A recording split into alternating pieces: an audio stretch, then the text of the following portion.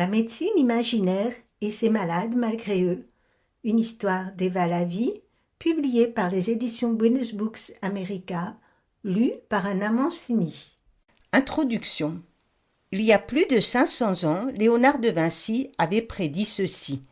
Les hommes arriveront à un tel état d'avilissement qu'ils seront heureux que d'autres profitent de leur souffrance ou de la perte de leur véritable richesse, la santé. Il ne s'était pas trompé. Depuis un certain temps déjà, nous vivons dans la croyance facile que les pilules chimiques et ceux qui les commercialisent vont nous soulager de toutes nos misères, réparer les conséquences de tous nos excès et de nos modes de vie contre nature, alors que chaque année, 13 000 personnes meurent en France d'accidents médicamenteux. Les petites histoires de ce livre sont toutes tirées de la réalité de nos comportements absurdes et de nos croyances modernes en matière de santé. Satiriques, humoristiques et parfois loufoques, elles sont destinées à nous faire réfléchir à l'intérêt qu'il y aurait personnellement et collectivement à mieux prendre soin de cette santé que nous recevons presque tous en héritage. Commençons donc par remercier nos ancêtres, en remontant jusqu'aux hommes des cavernes, qui ont su conserver leur santé et la transmettre à une abondante descendance sans jamais avaler une seule de nos pilules magiques.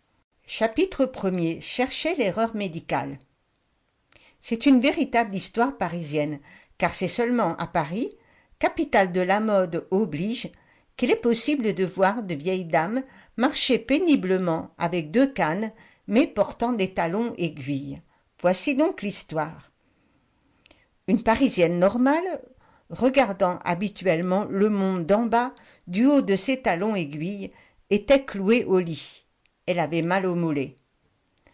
Arrive le médecin de famille, un homme d'une grande délicatesse. Il diagnostique, directement en français, un claquage musculaire. Pour la réconforter, il lui signale qu'il s'agit même peut-être d'une phlébite. Heureusement pour son moral, elle n'a aucune idée de la gravité d'une phlébite. De toute façon, elle s'en moque. Car les Parisiennes sont toujours pressées. Et elle est très pressée de retrouver l'usage normal de ses jambes et de ses belles chaussures.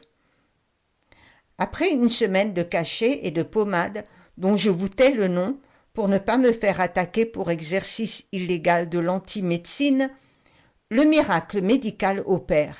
Elle remarche. Vive la science, vive le progrès médical, vive la religion médicale, vive la sécurité sociale. Hélas, la rémission est extrêmement brève. Sample complete. Ready to continue?